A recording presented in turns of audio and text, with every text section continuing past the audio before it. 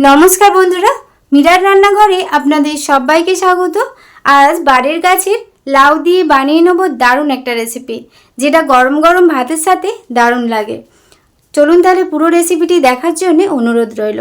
প্রথমে আমি লাউটা কেটে নিচ্ছি, আর এই রেসিপিটা বানানোর জন্য হাফ লাউ লাগবে, আর হাফ লাউটা অন্য দিন অন্য রেসিপি বানিয়ে দেখাবো। লাউটা আমি কেটে নিচ্ছি, দেখুন কত সুন্দর। এবার একটু মোটা মোটা করে ছালটা আমি ছাড়িয়ে নেব।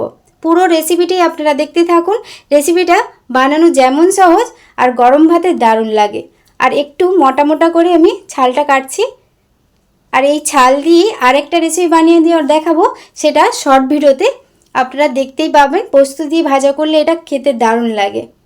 এরকম ছোট ছোট করে পাতলা পাতলা করে কেটে নিচ্ছি। দেখুন সব লাউটা একইভাবে আমি কেটে নেওয়ার পর ধুয়ে নেব।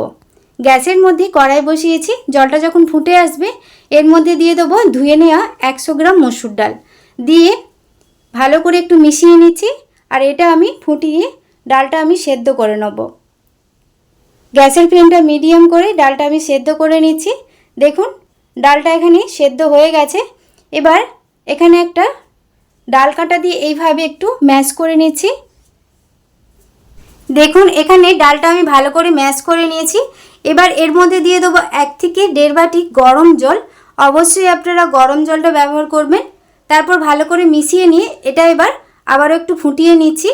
আপনারা চাইলে যখন ডালটা সেদ্ধ করতে দেবেন জলের পরিমাণ বাড়িয়ে রাখবেন, তাতে যে এক্সট্রা জলটা বেরোবে তার মধ্যেই এই লাউটা সেদ্ধ হয়ে যাবে।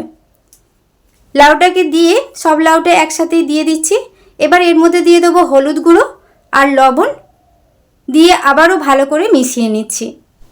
আমার চ্যানেলে আপনি যদি নতুন হয়ে থাকেন প্লিজ আমার চ্যানেলটি সাবস্ক্রাইব করবেন, আর পাশে থাকা বেল আইকনটা পুশ করে দেবেন আমার নতুন ভিডিও পাওয়ার জন্যে। এটা ভালো করে মিশিয়ে নেওয়ার পর এবার এটা গ্যাসের ফ্লেমটা লো করে এটা চাপা দিয়ে সেদ্ধ করে নেব। দেখুন এখানে লাউটা কত সুন্দর সেদ্ধ হয়েছে, সুন্দরভাবে সেদ্ধ হয়ে গেছে। দেখুন এবার এটাকে একটু ম্যাশ করে নিচ্ছি, যাতে ডালটা বেশ ঘন ঘন হয় আর খেতেও ভালো লাগে। এইভাবে একটু ম্যাশ করে নেব। ফেসবুক পেজ থেকে যদি আপনারা দেখে থাকেন প্লিজ আমার ফেসবুক পেজটা ফলো করে পাশে থাকবেন। ম্যাশ করে নেওয়ার পর এবার এটা আমি তুলে নেব। দেখুন ডালটা কতটা ঘন হয়ে গেছে। এবার এটা তুলে নিচ্ছি। গ্যাসের মধ্যে আরেকটা কড়াই বসিয়েছি, দিয়ে দিলাম সর্ষের তেল। তেলটা যখন গরম হয়ে যাবে এর মধ্যে গোটা জিরে আর একটা শুকনো লঙ্কা দিলাম। আপনারা এর মধ্যে একটা তেজপাতাও ব্যবহার করতে পারেন। একটু নাড়াচাড়া করে দিয়ে দেবো আদা কুচি, অল্প পরিমাণে দিলাম। আদাটা বেশি ভাজা করার দরকার নেই, আপনারা চাইলে আদাটা একটু গ্রেট করেও নিতে পারেন বা এটা বেটেও দিতে পারেন। একটু তেলটা যখন ভালোভাবে গরম হয়ে যাবে বা আদাটা একটু হালকা করে ভাজা হয়ে যাবে, তারপর ডালটা দিয়ে দিলাম। 1 থেকে 2 মিনিট ফুটিয়ে নেব আবারও মিডিয়াম আঁচে। একটু নাড়াচাড়া করে নিচ্ছি। আর নামানোর আগে একটু চিনি দিয়ে দিলাম, অল্প একটু চিনি লাগবে।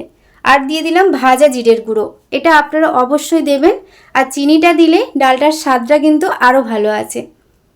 দিয়ে ভালো করে আবারও মিশিয়ে নিলেই এই ডালটা কিন্তু গরম গরম ভাতের সাথে খাওয়ার জন্য একদম রেডি। আজকের এই রেসিপিটি আপনাদের কেমন লাগলো অবশ্যই কমেন্ট করে জানাবেন। রেসিপিটি ভালো লেগে থাকলে প্লিজ একটি লাইক কমেন্ট শেয়ার করবেন। বাড়িতে অবশ্যই বানাবেন, খেতে দারুণ স্বাদের হয়।